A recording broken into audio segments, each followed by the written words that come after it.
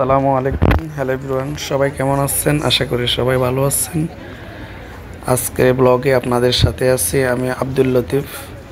আজকে আপনাদেরকে দেখাবো মসজিদে নববী, রাসূলের রওজা, মদিনার মসজিদে নববী। এটা হচ্ছে মসজিদে নববীর বাহিরের দৃশ্য, যেটা অনেকটা খোলা আকাশের মতোই দেখতে পাচ্ছেন। কারণ হচ্ছে এটা সন্ধ্যা, মাগরিবের আগ মুহূর্তে ছাতাগুলো অফ করে ফেলছে, যার কারণে মাঠটা বা জায়গাটা খোলা আকাশের মতোই দেখা যাচ্ছে। খুবই সুন্দর একটি মনোমুগ্ধকর পরিবেশ, মনোমুগ্ধকর দৃশ্য। আসলে এই দৃশ্যটা কেউ ভোলার মতো না, বা এটা যত দেখবেন ততই দেখার জন্য আপনার চোখ আকুল বেকুল হয়ে থাকবে। শুধু এই দৃশ্যগুলো দেখার জন্য কতটা সুন্দর মদিনার এই মনোরম পরিবেশ, যেখানে শুয়ে আছেন আমাদের প্রিয় নবী হযরত মুহাম্মদ মুস্তাফা সাল্লাল্লাহু আলাইহি ওয়াসাল্লাম। এবং মসজিদে নববীর পাশে হচ্ছে যায় জান্নাতুল বাকি, যেখানে শুয়ে আছে হাজার হাজার সাহাবায়ে কেরাম এবং মা ফাতেমা আয়েশা রাদিয়াল্লাহু তাআলা আনহা, বিশেষ দুইজন ব্যক্তি এবং সাহাবায়ে কেরাম জান্নাতুল বাকিতে শুয়ে আছেন।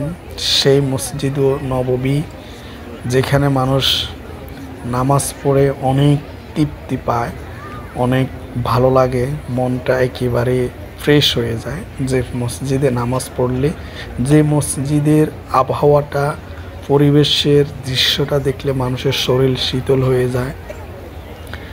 এখানে আসা এবং এখানের 2 রাকাত নামাজ পড়া, রাসূলের কবর জিয়ারত করা প্রত্যেকটা মুসলমানের স্বপ্ন।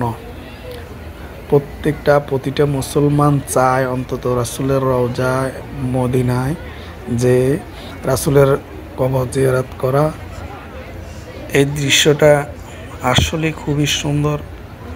এখানে যত নামাজ পড়বেন আপনার কাছে ক্লান্তি আসবে না, বিরক্তি আসবে না, কোনো কিছুই না। আপনি শুধু মন চাইবে খুশিতে, মনের এত তৃপ্তি, যেটা আসলে বলে বোঝানো যাবে না যে কতটা তৃপ্তি আর কতটা আনন্দ এ জায়গায় নামাজ পড়ার। সেটা শুধু যারা আসছে তারাই বলতে পারবে। আর যারা আসবেন তাদের জন্য শুভকামনা রইল।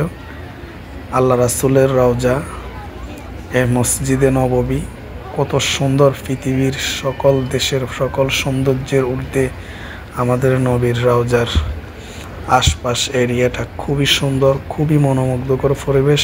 আল্লাহ যেন প্রত্যেকটা মুসলমানকে এই মসজিদে নববী দেখার সুযোগ করে দেন।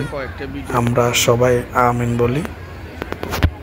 কারণ এই জায়গাটার নামাজ পড়া, এই জায়গা আসা, জিয়ারত করা, এটা আসলে পরম সৌভাগ্যের বিষয়, টাকা পয়সার বিষয় না।